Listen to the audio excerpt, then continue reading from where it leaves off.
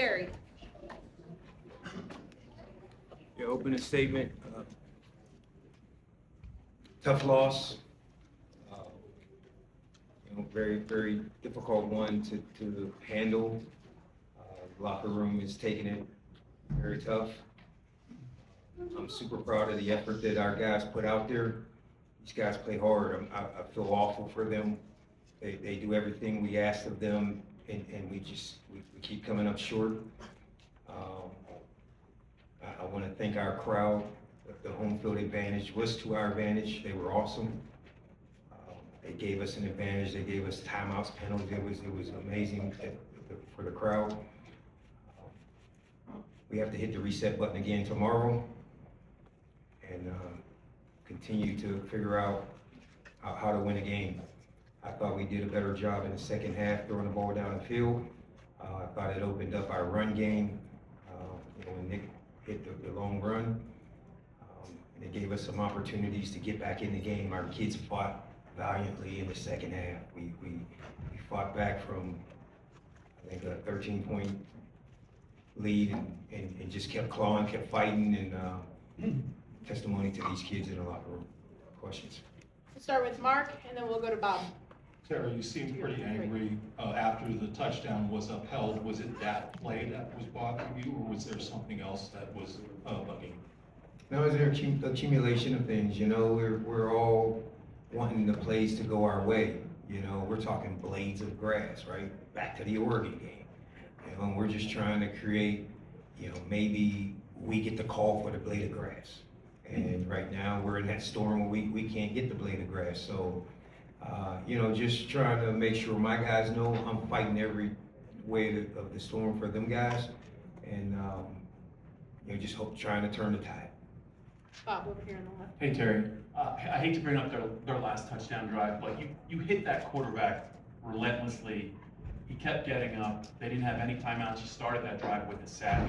They made freakish catches to prolong the drive. Is it frustrating? Was there anything you feel like you could have done differently on that drive because of the pressure you put on that offense? Your quarterback's big time. When you get in games like this, you have to have players that make plays to win games, and he won the game for them. He was amazing. He's tough. We hit him relentlessly the entire game, and he kept getting up. He delivered throws. You could say they were lucky, but he kept doing it time after time. That last drive, the pressure's there. We get the sacks, and I don't know if we would do anything different. The coverage is right there. Those guys make plays, and unfortunately, that's the nature of this game. And we can live with results when guys make plays. We can't live with results when we're making mistakes. Rich, and then Greg, to your right. Terry, you mentioned Mendoza. How did you think your quarterback played at the end of a rigorous three-game stretch against three outstanding defenses? Yeah, I thought he grew up in the second half. Obviously coming out of halftime, we threw the interception, but he bounced right back. He started making some good throws. He gave us a chance to win. He led us back. He took control of the huddle.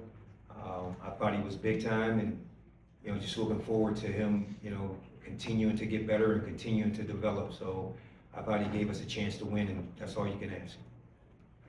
We'll go Pickle, and then we'll go to Mike. Coach, on the play where they snapped the ball before you guys finished substituting, did you get an explanation on whether or not that should have been a delayed game penalty? Did you think it was officiated correctly, or what conversations did you have about that play? Yeah, we talked about it. The officials make a call. I don't want to get into all of that. That's what they're paid to do. They made the call. We move on. Mike, and then Allie.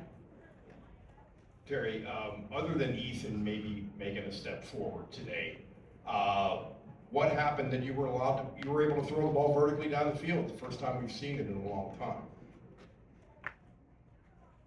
We made calls to throw the ball down the field.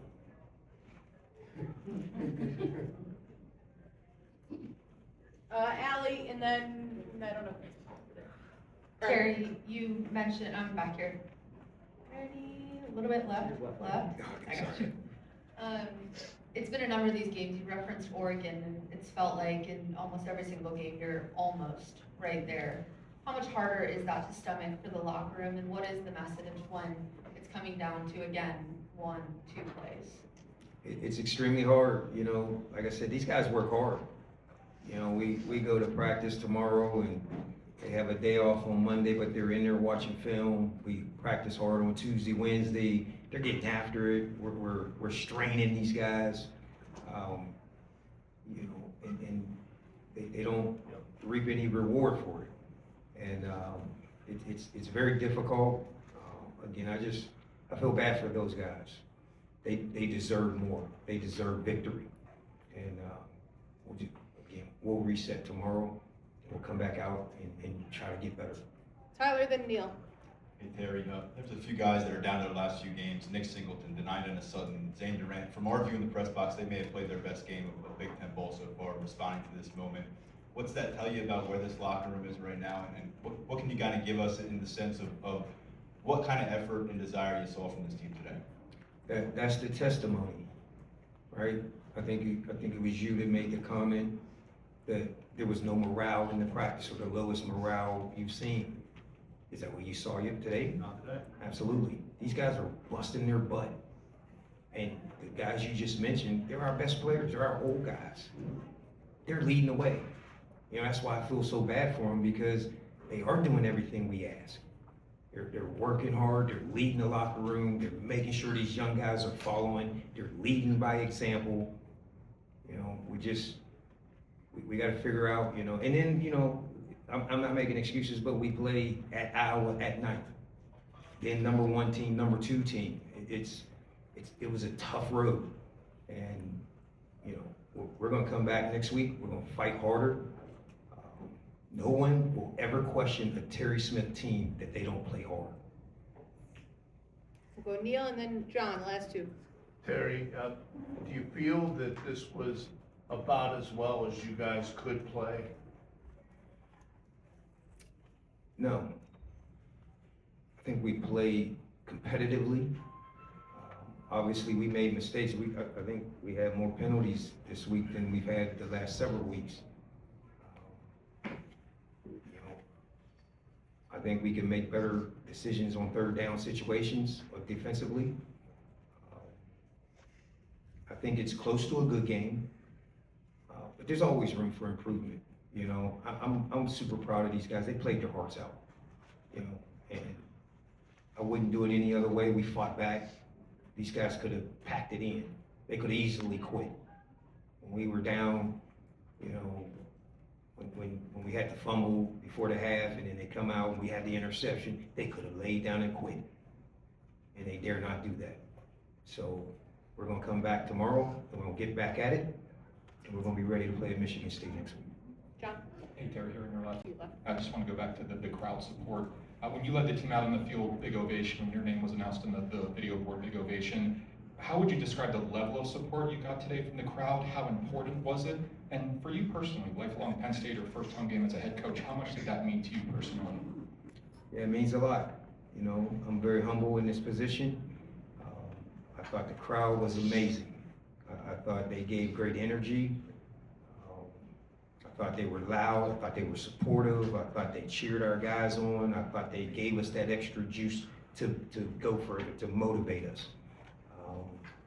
I couldn't ask more for them guys. They were amazing. For me personally, it's just very humbling to know that I'm running out on the field. I think back to Joe Paterno, right, and him running on the field. I'm in the same position as he was. And, you know, I have to do better for my guys. We have to taste victory because they deserve it. Thank you, Jared.